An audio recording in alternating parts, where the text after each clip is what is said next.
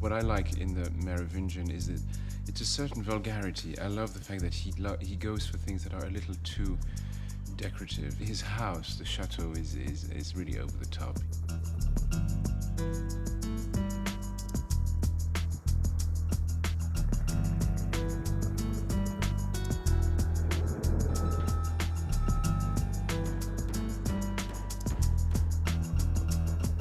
I've always wanted to come and check the sets before to see how much of a king he was, how grand he was. We looked at all the big palaces in Europe. Like, actually most of this comes from the Hermitage. So it's over the top where they had lots of money to spend and just gild everything and make everything shiny and glisten. We have in our culture, in our French culture, we have the immediate memory of amazingly grand places like Versailles, or the king's castles. I mean, those images are very present to our minds all the time, so that we can trigger them very easily. So this is the Merovingian Chateau upper hallway.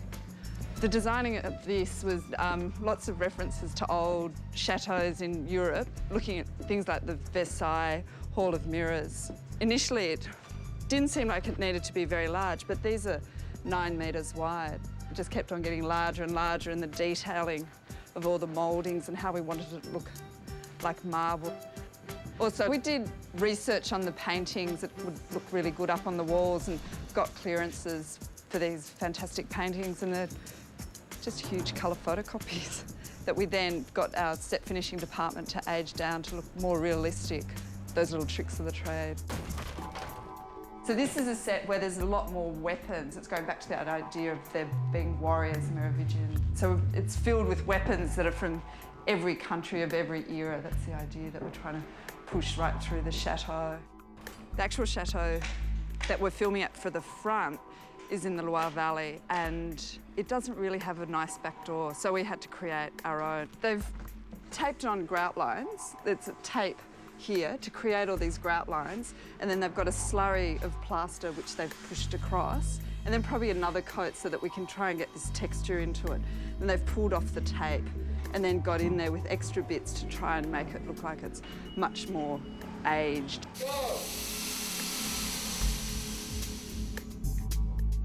The flashiness of the places that he decides to surround himself with says a lot about who he is. The statues, you'll notice that they're all the same person, and those are all the images of the Merovingian.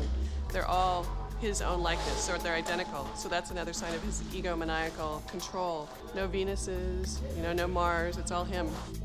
He has quite strong, vulgar tastes, flash. He likes everything that shines. He's very much a Leo somehow, which I am too. This mural is a symbol of the Matrix, but in sort of a Renaissance or medieval theme. This is medieval times, and there's the rest of us. This is all us humans on Earth battling it out. And then above that, we've got heaven with the angels. But the angels aren't really just angels. The angels are actually manipulating what's going on Earth. And who's at the center of heaven but Merv himself? So it's all about him. Again, he's controlling everything that's going on in heaven and everything that's happening on Earth. So this is another analogy for the Matrix, where we all think that we're in control of what's going on here on Earth, but actually there's a whole other system in place where we're being manipulated. We looked at a lot of marble floors, a lot of floors in Venice, and again, just throughout the classic palaces of Europe, because that's the imagery that we as Westerners, that's where our heritage comes from, to think of those are the people who've been ruling us all this time. And that's what we're working on now, is designing a rubber floor so that the stunt guys can fall on that, but that it still looks like marble. So we're about to unroll the marble on top of the rubber. Or the vinyl marble on top of the rubber on top of the wood marble. So do you want to just bring that one back so that it will line up with this line? So no, you don't get too carried away, because I'll center them up over there.